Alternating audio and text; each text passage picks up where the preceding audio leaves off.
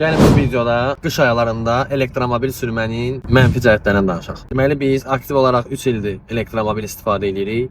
Yay aylarında elektromobil sürmənin səssizliyi olsun, huzuru olsun super. Amma qış aylarında bəzi problemlər var. Hazırda görürsünüz 77% şarjla 192 km range göstərir. Amma bir dənə burada monitor tozdur, üzrünü sayın. Bir dənə burada peçi yandıranda oldu 149 km.